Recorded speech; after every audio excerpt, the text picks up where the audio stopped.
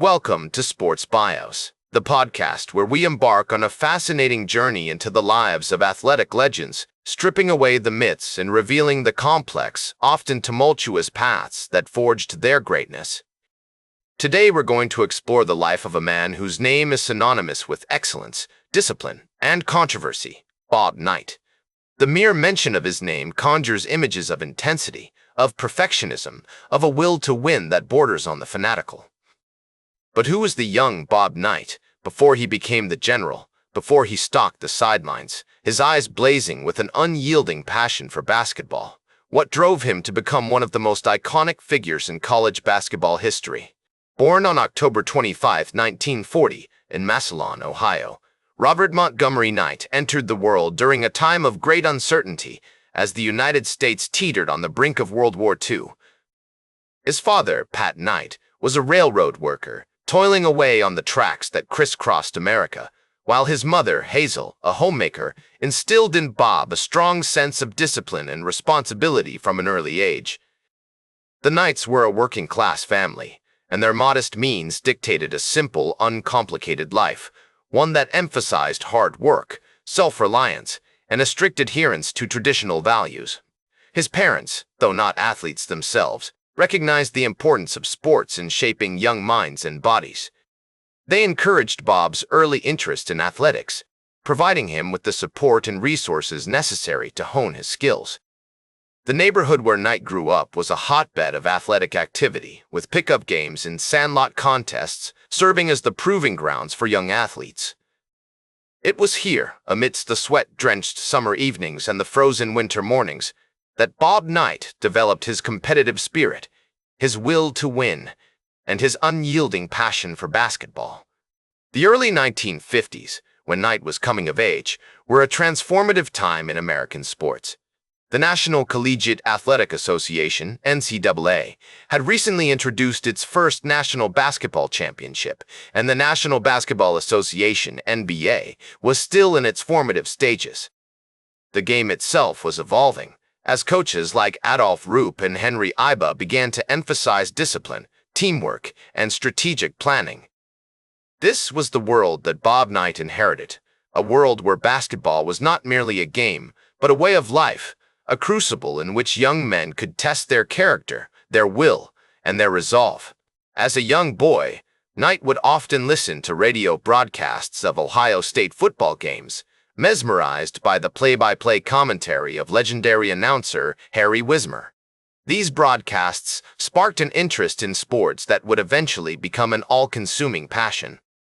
Knight's parents, recognizing his enthusiasm, encouraged him to participate in local youth sports programs, where he quickly demonstrated a natural aptitude for basketball. His father, Pat, a skilled athlete in his own right, served as a mentor and role model, teaching Bob the fundamentals of the game and instilling in him a strong work ethic. The lessons learned on those makeshift courts, with their worn-out backboards and creaky rims, would stay with Knight for the rest of his life, shaping his approach to the game and informing his coaching philosophy. The Massillon, Washington High School Tigers, Knight's alma mater, were a dominant force in Ohio high school basketball during the late 1950s. Under the guidance of Coach Jack Patterson, the Tigers emphasized a disciplined, team-oriented approach to the game, one that stressed defense, rebounding, and precise ball movement. These principles would later become the hallmark of Knight's own coaching philosophy, as he sought to create teams that were greater than the sum of their individual parts. The Tigers' success was not merely a function of talent, but rather the result of a cohesive unit working together towards a common goal.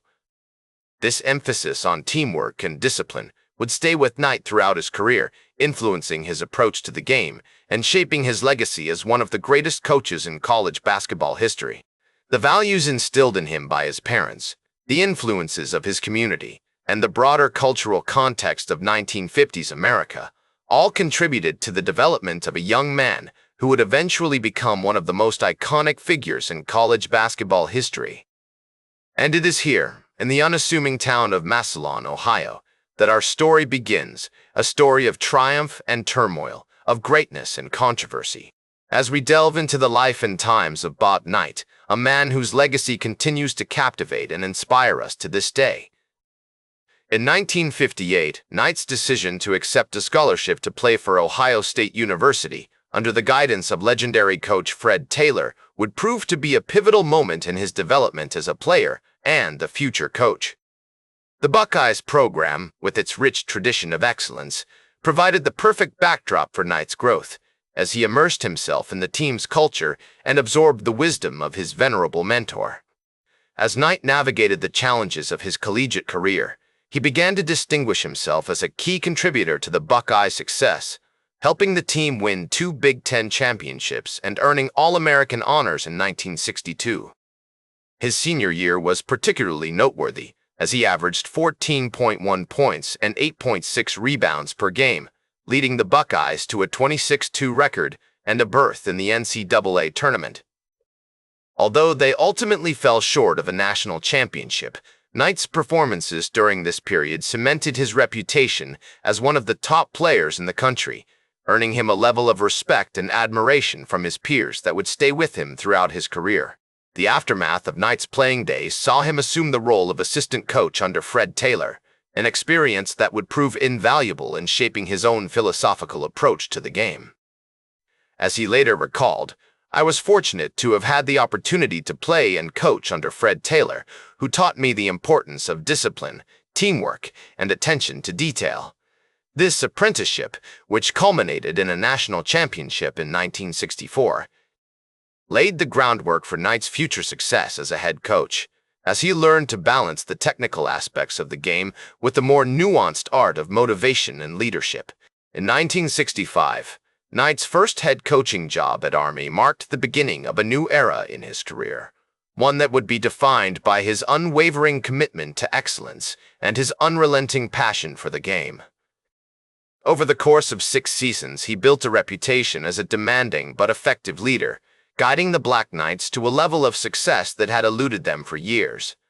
Over the course of 6 seasons, he led the Buckeyes to 2 Big Ten championships and 4 NCAA tournament appearances, including a trip to the Final Four in 1976. This period was characterized by an unyielding emphasis on defense, as Knight drilled his players on the fundamentals of man-to-man defense, instilling in them a sense of pride and ownership that would stay with them long after they left the program. He was a master motivator, capable of inspiring loyalty and devotion in his players, even as he pushed them to their limits with his infamous temper and exacting standards. The complexities of Knight's personality, which would eventually give rise to controversy and turmoil, were already beginning to emerge during this period as he navigated the challenges of building a successful program while confronting the demands and expectations of his players, his administrators, and himself. During his tenure with the Hoosiers, Knight's teams became synonymous with disciplined defense and precise execution on offense, earning him a reputation as one of the greatest coaches in college basketball history. The numbers are staggering: 3 NCAA championships, including back-to-back titles in 1981 and 1987, and a slew of conference championships that solidified Indiana's position as a powerhouse program. Yet, it was not just the wins that defined Knight's legacy. It was the way he achieved them, with an unyielding emphasis on fundamentals, a relentless pursuit of perfection, and an unwavering commitment to his players' development as individuals. The controversies surrounding his tenure at Indiana are well documented: the chair-throwing incident, the verbal sparring matches with referees, and the occasional dust-up with a player or two. And yet, despite these flashpoints, Knight remained unapologetic, convinced that his methods were essential to unlocking the full potential of his teams. He was a man of unyielding conviction, driven by a fierce competitiveness and an insatiable desire for excellence. His players loved him and feared him in equal measure, knowing that they would be pushed to their limits every time they stepped onto the court. And yet, despite the demands he placed upon them, Knight's players developed a deep sense of loyalty and respect for their coach, recognizing that his tough love was ultimately motivated by a desire to help them grow as individuals. His 6-year tenure with the Red Raiders was marked by 2 NCAA tournament appearances and a continued commitment to his core values: discipline, hard work, and attention to detail.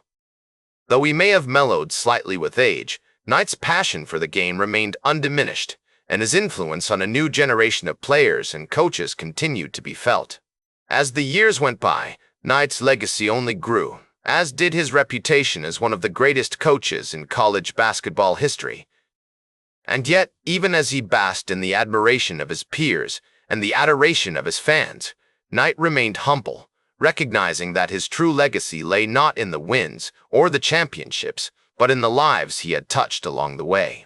In 2023, Bob Knight passed away at the age of 83, leaving behind a void that can never be filled. His passing marked the end of an era, one that had been defined by his unwavering commitment to excellence, his unrelenting passion for the game, and his unapologetic individuality. As Mike Krzyzewski, one of Knight's former players and fellow coaching legend, noted, Coach Knight was a true pioneer and innovator, whose influence extends far beyond the basketball court, a fitting tribute to a life dedicated to the pursuit of excellence and the development of young people. His coaching legacy serves as a model for aspiring coaches and players, while his commitment to education and social justice inspires a new generation of leaders and changemakers. That's all for today's Sports Bios.